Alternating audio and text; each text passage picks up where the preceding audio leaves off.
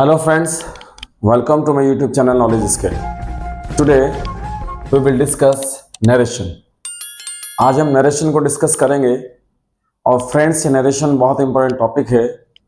और जैसे कि अभी बोर्ड एग्जाम भी शुरू होने वाले हैं, वो चाहे यूपी बोर्ड हो चाहे सीबीएसई बोर्ड हो, 10th-12th के एग्जाम में आता है, पूछा जाता है नरेशन के लिए। और कॉम्पिटिटिव एग्जाम में सभी में पूछा जाता है नरेशन, और चाहे वो आरएमएस का एग्जाम हो और अभी आरएमएस और आरएमसी के एग्जाम आने वाले हैं, उनमें भी ये टॉपिक पूछा जाता है। और अगर ये आप लैंग्वेज की बात यहाँ पर करें तो लैंग्वेज में नरेशन का बहुत बड़ा रोल है। देखिएगा, नरेशन जब भी आप इंग्लिश को बोलते हैं या पढ़ते हैं या कोई स्टोरी कोई किताब, वहाँ पर दो ही तरीके होते हैं लिखने के।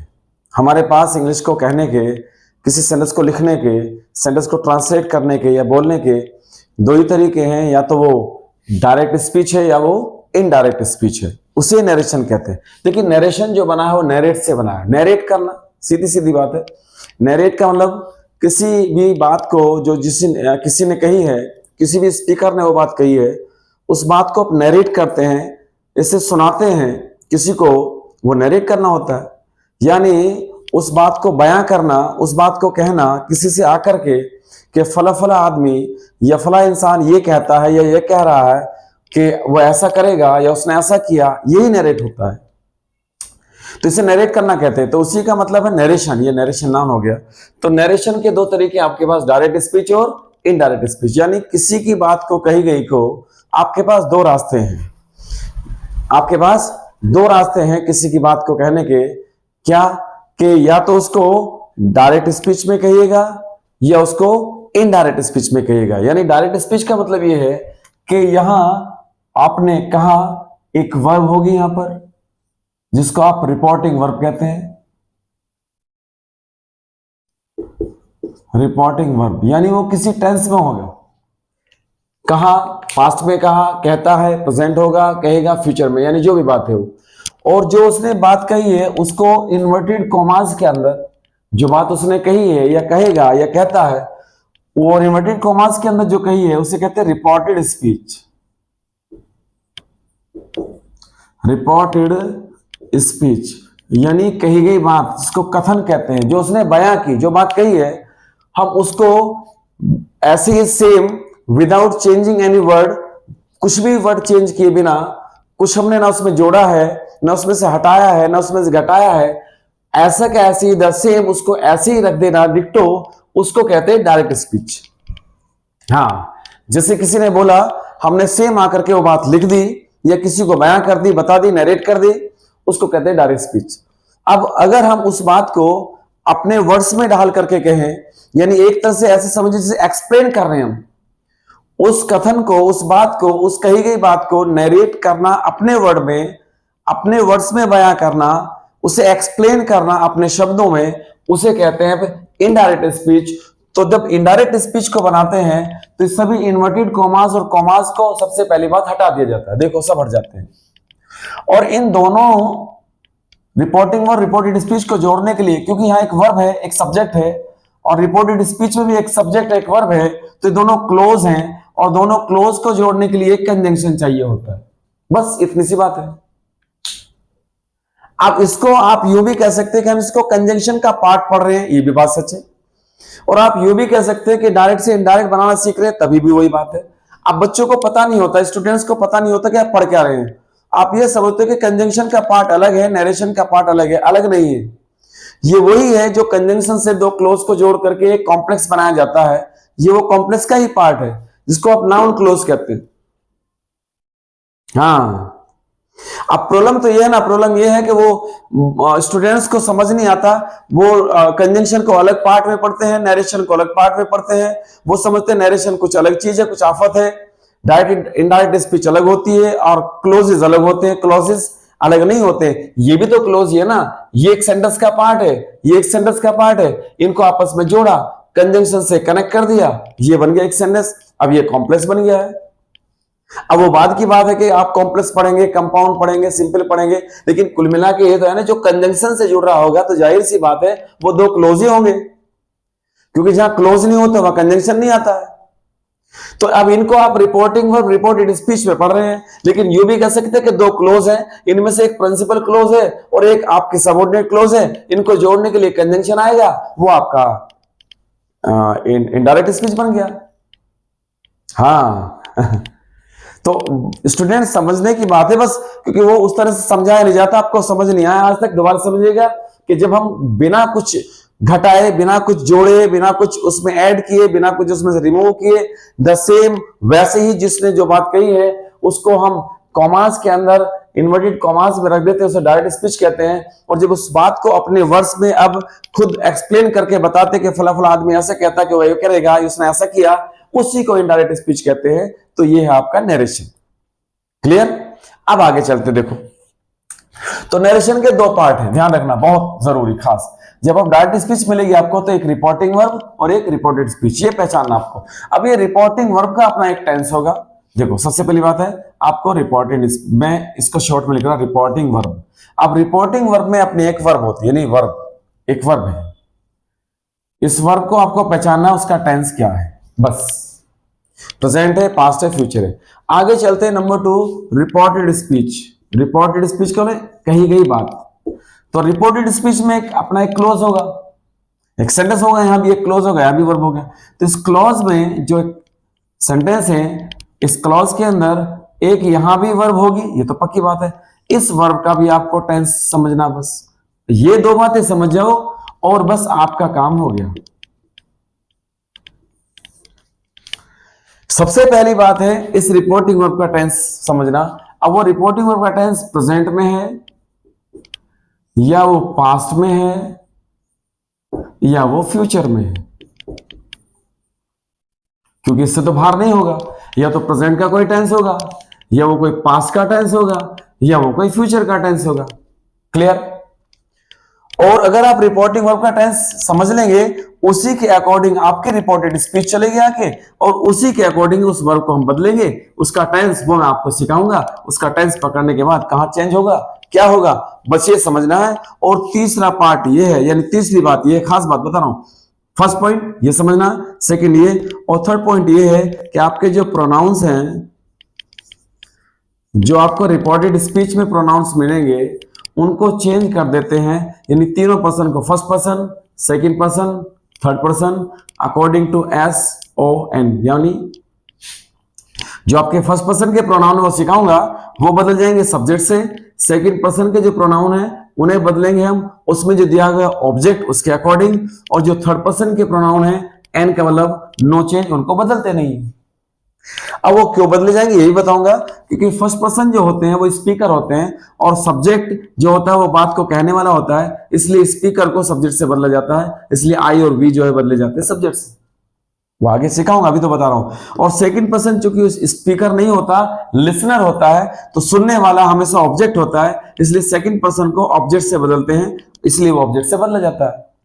और थर्ड पर्सन, क्योंकि वो थर्ड पर्सन होता है, उसके बारे में बात कर रहे होते हैं, वो मौजूद नहीं होता या उसकी बात ही नहीं कर रहे होते हैं, इसलिए थर्ड पर्सन को बदलते नहीं, क्योंकि उसका कोई रोल वहां है नहीं, इसलिए उसको नो चेंज रखते हैं। ये आपको दो तीन बात याद रखनी। दोबारा देखिएगा, reporting verb, reported speech, direct speech में जो का तो सेंटेंस कहा गया उसको डायरेक्ट स्पीच कहते हैं। जब उसको अपने वर्ड्स में कॉमास हटा करके कंजंक्शन जोड़ते हैं उसको इनडायरेक्ट स्पीच कहते हैं। जो भी बात आप बता रहे हैं, किसी की बात को बयान कर रहे हैं, आकर के एक्सप्लेन कर रहे हैं, नरेट कर रहे हैं, इसके पार्ट है रिपोर्टिंग वर्ब। आपको रिपोर्टिंग वर्ब में उस वर्ब को पकड़ना है, टेंस क्या है, प्रेजेंट है, पास्ट है, फ्यूचर है, उसी के अकॉर्डिंग बात चलेगी।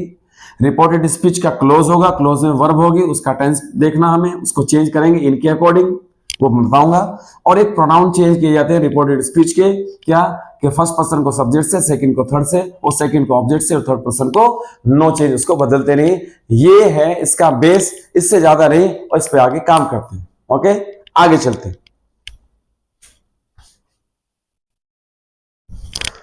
तो देखिएगा ये आपको समझ आ गया होगा। एक एग्जांपल देखते हैं, मान लीजिए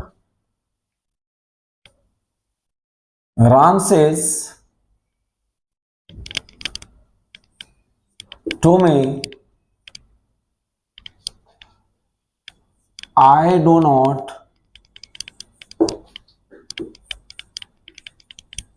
नो यू। मैं आपको केवल एक एग्जांपल से बता रहा हूं कि कैसे रिपोर्टिंग और कैसे रिपोर्टेड स्पीच होती है। देखिएगा, कॉमा से पहले ये रही वर्ब, इसको कहेंगे आप रिपोर्टिंग वर्ब। अब देखिएगा इसका टेंस रिपोर्टिंग वर्ब का प्रेजेंट में है। आगे चलते रिपोर्टेड स्पीच, यानी जो बात कही उसने क्या कही, राम ने, राम उससे कहता क्या कि आई डू नॉट नो यू, मैं तुम्हें नहीं जानता। तो ये वाली बात उसने बताई है, ये रिपोर्टेड स्पीच, यानी उसके द्वारा कही गई बात स्पीच है। ये होगी आपकी रिपोर्टेड स्पीच। अब ये देखिएगा टेंस पकड़ो, वर्ब नो है डो नॉट के साथ, तो ये भी प्रेजेंट टेंस है, तो इसका टेंस है आपका प्रेजेंट। क्योंकि अभी ये रूल्स पढ़ेंगे, रूल्स से थोड़े से इसके कॉम्प्लिकेटेड है, लेकिन ऐसा नहीं कि आप समझ नहीं सकते हैं, बहुत इजी है। अब देखेंगे सबसे पहले, अभी सिखा नहीं रहा, आपको बता रहा हूं। तो राम कहता है मुझसे आई डू नॉट नो यू, तो ये जो बात कही है राम ने, ये बात हमने किसी को बताई है, नरेट की है, बयां की है कि ऐसे ऐसे राम कहता है मुझसे कि मैं तुम्हें जानता नहीं। अब इसको कहने का एक तो ये तरीका आपके पास डायरेक्ट स्पीच में, आप लिखें या बोलें, जैसे भी आप बताते हैं। देखिएगा, बोलने में आपको कॉमास नहीं बोलने पड़ते, हाँ समझिएगा, लिखने में यूज होता है। जो भी आपकी पंक्चुएशन होती है वो रिटन इंग्लिश में होती है, स्पोकन में पंक्चुएशन का कोई मतलब नहीं होता कि हमें कॉमास नहीं बोलने पड़ते हैं, फुल स्टॉप नहीं बोलना पड़ता है, कैपिटल लेटर नहीं बोलने पड़ते हैं, इसका कोई मतलब नहीं है। लिखने में आपकी ग्रामर को जरूरत पड़ती है पंक्चुएशन की, तो पंक्चुएशन यहां जरूरत होगी। तो राम कहता है मुझसे I don't know you, clear. अब आपको लिखना है इसको कि आप इसे इनडायरेक्ट में लिख सकते हैं, हाँ बिल्कुल लिख सकते हैं। अब राम की बात हम बता सकते हैं एक्सप्लेन करके, तो राम कहता है मुझसे, तो राम जब इसको आप कंजंक्शन जोड़ेंगे तो राम सेज टू, टू है यहां पर, मी है, मी और लगा दीजिएगा। तो Ram says to me I do not no you.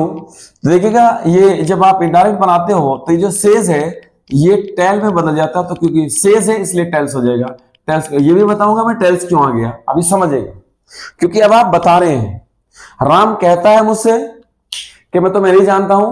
अब जब आप बताएंगे किसी को तो राम कहना नहीं रहेगा, फिर कहेंगे राम मुझसे बताता है, और बताने के लिए टेल होता है। जैसे कहना है ऑब्जेक्ट लेता है टू के साथ, और जब टेल आ जाता है तो फिर टू नहीं लेता, क्योंकि डायरेक्ट इससे ऑब्जेक्ट बन जाता है।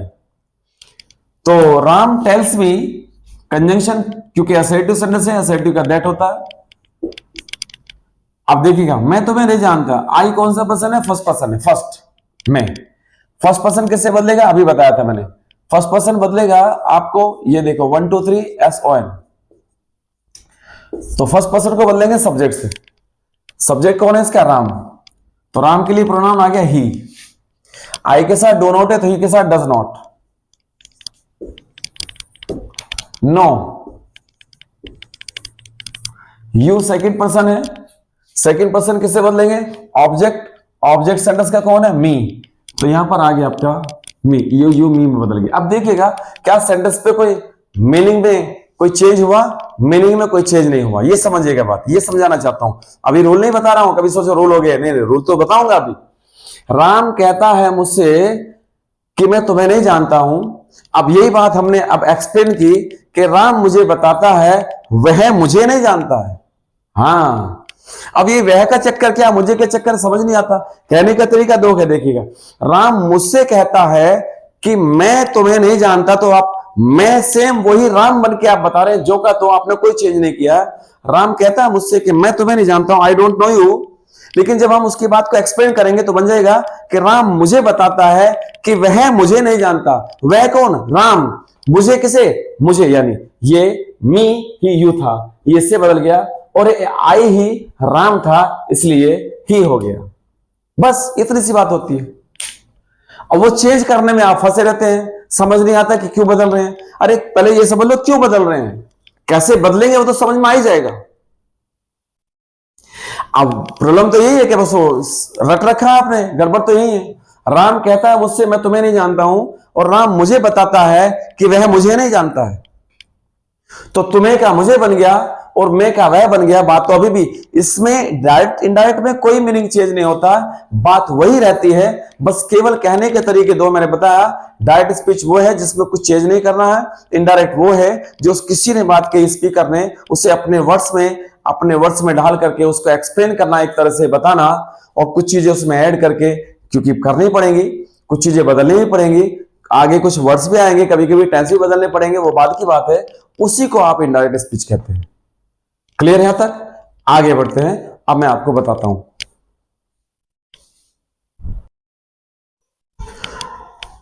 अब देखिएगा, ये जो सबसे मेन पार्ट है ये है।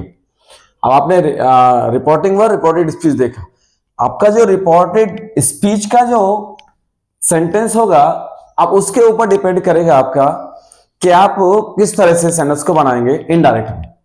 तो रिपोर्टेड स्पीच का ये ध्यान रखना, ये जो आपकी रिपोर्टेड स्पीच है ये बहुत ज्यादा खास है। इसी के अकॉर्डिंग आपके नरेशन आगे बनेगी। रिपोर्टेड स्पीच के सेंटेंस को देखिएगा किस तरह से सेंटेंस मिल सकते हैं। तो kinds of sentence, reported speech में असर्टिव सेंटेंस मिलेगा आपको, उसके रूल अलग होंगे। असर्टिव कैसे पहचानेंगे आप कि वहां पर पॉजिटिव होगा या अफर्मेटिव, जिसको कहते हैं पॉजिटिव सेंटेंस, जिसमें कोई बात कही गई हो कि जो नेगेशन ना हो, जिसमें नेगेटिव ना हो, अफर्मेटिव कहते हैं। या वो सेंटेंस नेगेटिव हो, कोई बात कही गई हो या उसको नकारा गया हो, मना किया गया हो, तो समझिएगा क्या हो, असर्टिव सेंटेंस है, जिसमें आपका क्वेश्चन नहीं किया जाता है। अब आगे सेंटेंस मिल सकता है दूसरा तरह का, इंटरोगेटिव।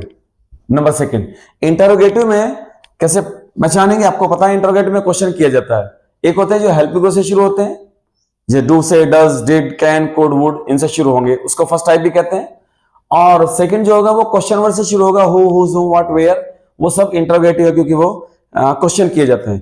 तो इंटरोगेटिव होगा या असर्टिव होगा। अच्छा, तीसरा क्या हो सकता है वहां? इंपेरेटिव, जिसमें ऑर्डर, एडवाइस, रिक्वेस्ट की जाती है, वो इंपेरेटिव है, उसके अलग होगा थोड़ा सा। और एक मिलेगा आपको एक्सक्लेमेटरी, उसको अलग से देखेंगे, और एक मिलेगा आपको ऑप्टेटिव। तो अगर आपको ये पहचान लेंगे, उसी के अकॉर्डिंग आपका इनडायरेक्ट के रूल्स लगेंगे। लेकिन सबसे पहली जो बात है वो है आपकी असर्टिव। अगर आपने असर्टिव को अच्छे से सीख लिया तो फिर इनमें ज्यादा कुछ होने वाला नहीं है।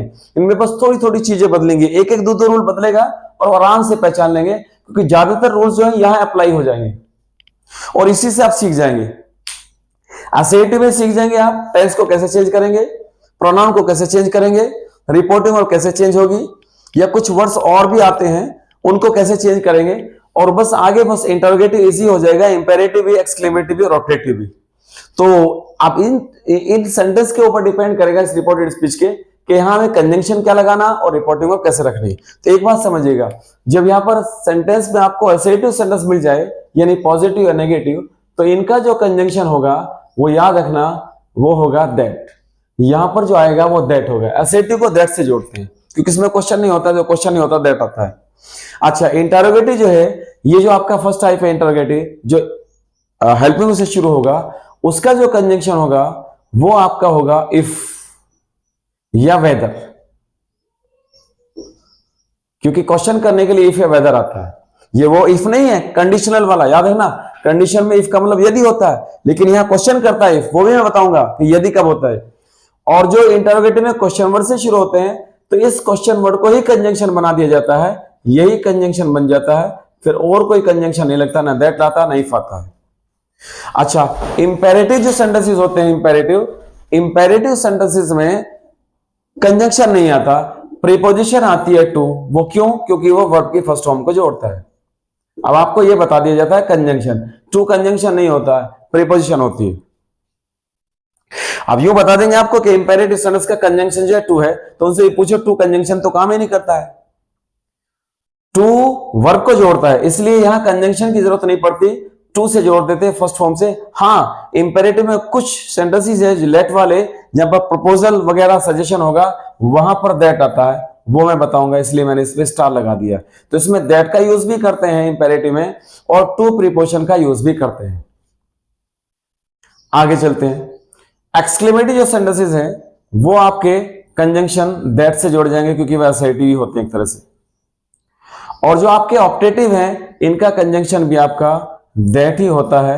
कुछ जगह नहीं भी होता, जहां पर क्लोज नहीं होता, जैसे गुड मॉर्निंग, गुड इवनिंग, उसमें क्लोज नहीं होता, तो वहां दैट को नहीं लगाते। लेकिन अगर क्लोज है तो यहां भी दैट, ऑप्टेटिव में, एक्सक्लेमेटरी में दैट, असर्टिव में दैट। तो देखिएगा तीन तो ये दैट से जुड़ रहे हैं। इंटरोगेटिव में जो फर्स्ट है उसमें इफ या वेदर है, और जो क्वेश्चन वर्ड है वो उसी को कंजंक्शन बना देते हैं। इंपेरेटिव में टू आ जाता है, और ये लेट वाले बताऊंगा स्टार मैंने लगाया, और कहीं कहीं दैट भी आता है। ये इसके कंजंक्शन है। तो आगे शुरू करते हैं, इसको आप एक बार देखें। तो देखिएगा, शुरू करते हैं आप सबसे पहले असर्टिव सेंटेंस। असर्टिव सेंटेंस कैसे पता करेंगे आप कि वो रिपोर्टेड स्पीच में सेंटेंस पॉजिटिव या अफर्मेटिव यानी या नेगेटिव होगा। कंजंक्शन आपको पता चल गया दैट। अब देखिएगा, बहुत इजी है, ध्यान से समझना। रूल नंबर फर्स्ट, अगर आपकी रिपोर्टिंग वर्ब, ये जो पार्ट है रिपोर्टिंग वर्ब, फिर कॉमास के अंदर होता है रिपोर्टेड स्पीच। अगर रिपोर्टिंग वर्ब आपकी प्रेजेंट या फ्यूचर टेंस में होगा, प्रेजेंट समझ जाएंगे, वर्ब की फर्स्ट फॉर्म मिलेगी, वो से मिलेगा, सेस मिलेगा, और फ्यूचर में आपको विल शेयर मिलेगा। तो अगर रिपोर्टिंग वर्ब प्रेजेंट या फ्यूचर में हो तो आपको पता है असर्टिव चल रहे, तो कंजंक्शन दैट आ जाएगा। तो जो रिपोर्टेड स्पीच है ये वाली, कॉमास हटा देंगे, दैट लग जाएगा। इसके जो टेंस हैं उन्हें आप नो चेंज यानी कोई चेंज ही नहीं करेंगे। देखो बहुत इजी है, सबसे आसान हो गया। दोबारा समझिएगा, अगर रिपोर्टिंग वर्ब प्रेजेंट या फ्यूचर टेंस में है तो दैट लगाने के बाद असर्टिव को रिपोर्टेड स्पीच के कॉमास हटा देंगे और टेंस को नहीं बदलेंगे। कैसे? जैसे ही says comma inverted commas I am a doctor, commas बंद। अब देखिएगा, तो ही सेज दैट से आपने जोड़ दिया, आई फर्स्ट पर्सन बदलेगा सब्जेक्ट से, आई फर्स्ट पर्सन बदलेगा सब्जेक्ट से, सब्जेक्ट ही है तो इसको ही बना देंगे। इन्हें भी सिखाऊंगा आगे। आई के साथ आपका एम है तो ही के साथ प्रेजेंट में इज रहेगा क्योंकि टेंस नहीं बदलेंगे, इधर सेज है, नो चेंज। ए डॉक्टर। तो सबसे पहली बात तो आप ये समझना कि इजी है, प्रेजेंट या फ्यूचर में होने पर रिपोर्टेड स्पीच के टेंस आप नहीं बदलेंगे, चेंज नहीं करेंगे। प्रॉब्लम जो करेगा वो प्रॉब्लम करेगा जब रिपोर्टिंग वर्ब आपकी पास्ट में होगी। प्रॉब्लम जो होगी वो होगी आपकी रिपोर्टिंग वर्ब पास्ट में होने पर। और कैसे? अभी रुक जाओ एक मिनट। तो आपके टेंसेस नहीं बदले, दैट से आपको जुड़ गया। अब यहां होना क्या, ये होना ये है, ये समझना, से या सेज मिलेगा आपको। अगर वहां उसके साथ ऑब्जेक्ट है तो आप से को बदल देंगे टेल में और सेज को बदल देंगे आप टेल्स में। यानी से को चेंज करेंगे टेल में और सेज को करेंगे टेल्स में ऑब्जेक्ट होने पर। अभी रुक जाओ एक मिनट, बी पार्ट समझो इसका। अगर से मिला वहां पर या सेज के आगे अगर ऑब्जेक्ट नहीं है, नो ऑब्जेक्ट, ऑब्जेक्ट नहीं दिया, तो फिर आपको से को से ही रहने देंगे और जो आपका सेज है उसे सेज ही रहने देंगे। अब ये कहेंगे सर ये क्या चक्कर है? चक्कर है, अभी आपने इससे पहले सेंटेंस देखा था, राम सेज और कॉमा इनवर्टेड कॉमास, उसके बाद ऑब्जेक्ट नहीं था, तो देखिएगा से को सेज ही रखा। कैसे? यहां देखो नीचे सेंटेंस, मालिका सेंटेंस ये है, she says to me, comma inverted commas. आगे कुछ सेंटेंस है, इसे बाद में देखते हैं, यहां समझो। देखिए शी सेज टू मी, वो कहती है, किससे कहती है? मी। तो यहां पर ऑब्जेक्ट दिया है, says to me, says to Ram, says to Mohan. तो देखिएगा अगर से या सेज के आगे ऑब्जेक्ट है अगर, तो से को टेल में और सेज को टेल्स में। सेज है यहां पर सिंगुलर तो टेल्स में बदलेंगे, तो बनाओ सी टेल्स मी और दैट आगे लगा देंगे और सेंटेंस बन जाएगा। क्योंकि आपको पता सेज के साथ टू आता है, टेल के साथ टू नहीं आता, ये ध्यान रखना। तो अगर ऑब्जेक्ट है तो बदलेंगे और ऑब्जेक्ट नहीं होता तो नहीं बदलेंगे। कैसे? देखो, she says comma inverted commas, आगे कुछ सेंटेंस है, तो अब यहां पर ऑब्जेक्ट नहीं है तो इसे ऐसे रखो, सी सेज दैट, और आगे सेंटेंस बदलेगा जैसे मैंने बदला। ये बताइएगा यहां तक बात समझ में आई नहीं है? अभी आज हमने इस क्लास में इस नरेशन का बेस तैयार किया है, क्लास नहीं शुरू की। अभी हमने देखा डायरेक्ट स्पीच क्या होती है, इनडायरेक्ट स्पीच क्या होती है। डायरेक्ट स्पीच के पार्ट रिपोर्टिंग में रिपोर्टेड स्पीच, इनडायरेक्ट में उनको जोड़ देते हैं कंजंक्शन से, काइंड्स ऑफ सेंटेंस देखे, सेंटेंस कितने प्रकार के हैं। फिर एसएटी में देखा कंजंक्शन दैट है। फिर आपने देखा रिपोर्टिंग में प्रेजेंट या फ्यूचर में हो तो क्या क्या होगा, अभी पास्ट में हो क्या होगा। मैं ज्यादा लंबी वीडियो नहीं बनाना चाहता, 2 या 3 पार्ट में से बनाऊंगा, तो आप इसे आराम से देखें। इसका नेक्स्ट पार्ट में इसको डिस्कस करेंगे, लेकिन अभी बस बेस तैयार हुआ है। मेन काम जो अभी बाकी है, मेहनत से पढ़ना, ध्यान से देखना और चैनल को सब्सक्राइब करना और लाइक करना, शेयर करना। और अब मैं लगातार कोशिश करूंगा आपकी ये डायरेक्शन के ऊपर, आगे भी टॉपिक बहुत सारे हैं जो बचे हैं उन पे लगातार वीडियो डालने की। थोड़ी सी प्रॉब्लम्स थी, कुछ परेशानियां चल रही थी, वो भी सब ठीक हो जाएंगी। और बस आपकी विशेष चाहिए, आपकी दुआएं चाहिए, मैं लगातार वीडियो डालता रहूं।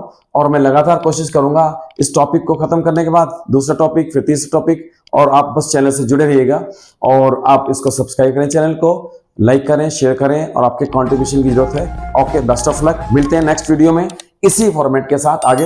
Okay bye, best of luck.